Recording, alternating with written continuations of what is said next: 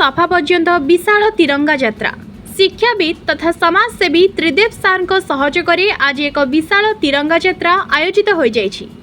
टांगी ठारू विराट मोटरसाइकल पटुआर रे शताधिक युवक और देशप्रेमी नागरिक सफा पर्यंत यात्रा करथिले। परे सेठारू प्रत्यावर्तन करी भट्टीमुंडा खेल पड़िया रे एक सभा आयोजन करा जायतिला। प्रधानमंत्री हर घर तिरंगा आह्वान को सफल करने सह जातीय पताका प्रति सम्मान देशप्रेम और जातीय एकतार वार्ता जनसाधारण निकट में पहुंचाइबा एही यात्रार मुख्य उद्देश्य थिला।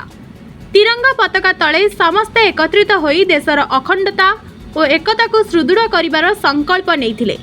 एही अवसर में टांगी चौद्वार अंचलर बहु युवकों समेत विभिन्न वर्गर मानगण्य व्यक्ति और देशप्रेमी नागरिक जोग देइथिले।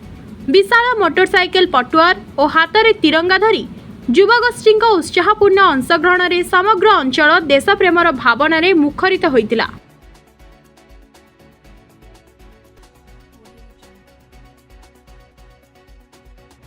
यह कहबू जे टांगीर जो 13टा के 14 पंचायत 14 किसी अंचल सालेपुर किसी पिला नहीं जो मैंने देशभक्त आम तिरंगा यात्रा करूँ टांगी हाईस्कल पड़िया करंजी जाइलु सेठू करंजी पुणी टांगी आसिक टांगी भट्टीमुंडा बर्तमान उद्यापन करुँ तिरंगा यात्रा को मीटिंग गोटे करके सारू।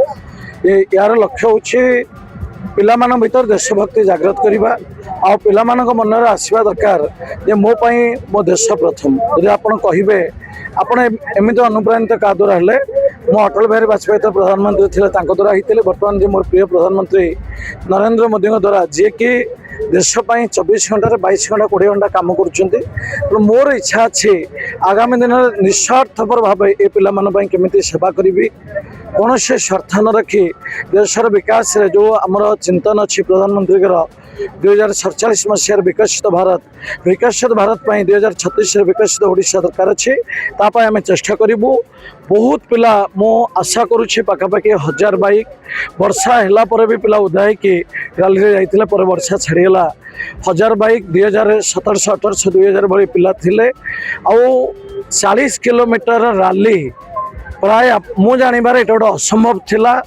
40 किलोमीटर पर पाखापाखि 1200 भली पिला बर्तमान अच्छा आम पाखे ताठू बड़ गर्व किसी न पारे।